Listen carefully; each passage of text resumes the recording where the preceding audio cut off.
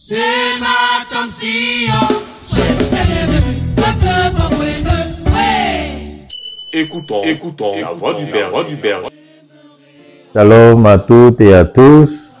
Que la grâce de Dieu soit notre partage. C'est avec joie que nous nous retrouvons pour notre deuxième semaine de jeûne et prière. Par la grâce de Dieu, la première semaine s'est bien déroulée, le peuple de Dieu s'est mobilisé. Il y a eu la pluie, mais cela n'a pas refroidi le zèle et l'envie d'être dans la présence de Dieu. Nous sommes à un temps de transformation, à un moment de changement, de transformation de nos caractères, de nos attitudes passées. Et nous sommes reconnaissants à Dieu parce que les choses peuvent être simples, mais elles peuvent aboutir à de très grands résultats. Et je suis reconnaissant à Dieu pour cela. Je veux rappeler à celui qui m'écoute ce matin, ce que tu sais, ce n'est pas ce qui doit naître. Nous sommes en train de semer nos corps et ce n'est pas ce qui doit naître. Par la grâce de Dieu, tout ce que nous avons dans nos corps comme ancien comportement est sur le point de mourir afin que naisse l'homme nouveau.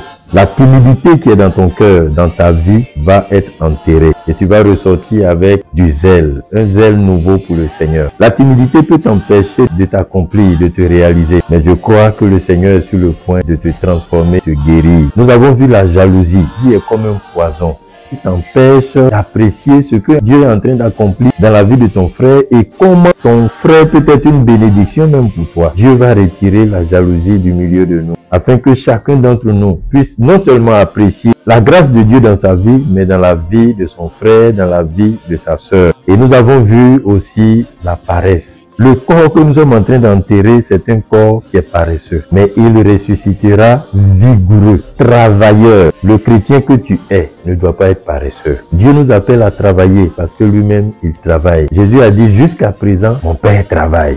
C'est pourquoi moi aussi je travaille. Cela doit être une motivation pour nous. Que l'Esprit de Dieu nous donne de sortir de toute forme de paresse. La négligence aussi est là. Beaucoup de chrétiens sont négligents. Nous allons enterrer la négligence et ressortir avec des chrétiens qui comprennent l'importance des choses, qui savent apprécier ce que Dieu est en train d'accomplir, qui sont en alerte, prévoyants, peuvent anticiper les choses parce qu'ils ont appris à ne pas être indifférent. Lorsque Jacob est venu demander le droit d'aînesse à son frère, il était à la limite indifférent. Il dit, mais je vais faire quoi avec le droit d'aînesse? Je suis en train de mourir.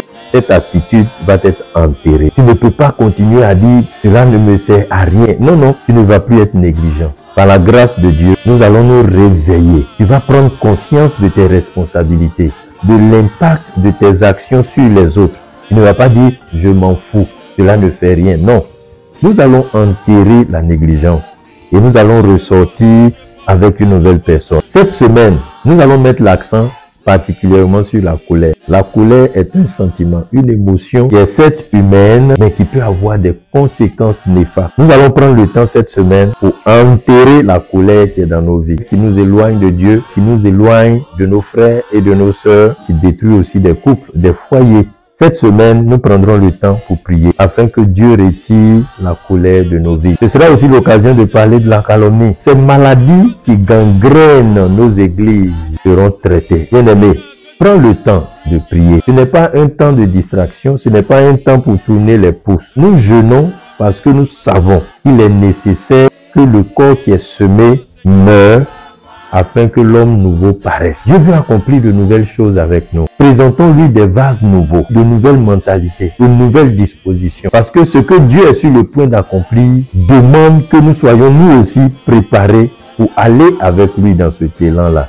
Lorsque le Seigneur devait se révéler à Jacob, il lui a dit, prépare ta maison et puis viens bâtir un hôtel là où je me suis révélé à toi. C'est ce que nous sommes en train de faire. Nous sommes en train de préparer nos cœurs pour entrer dans une nouvelle dimension avec Dieu.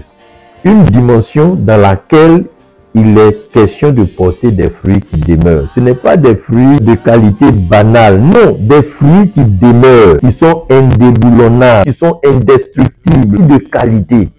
C'est à cela que nous aspirons. Sinon, tout ce que nous faisons ne servira à rien.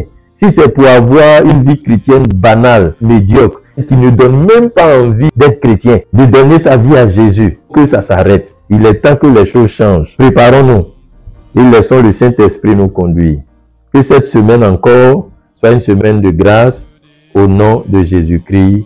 Amen. Je veux t'aimer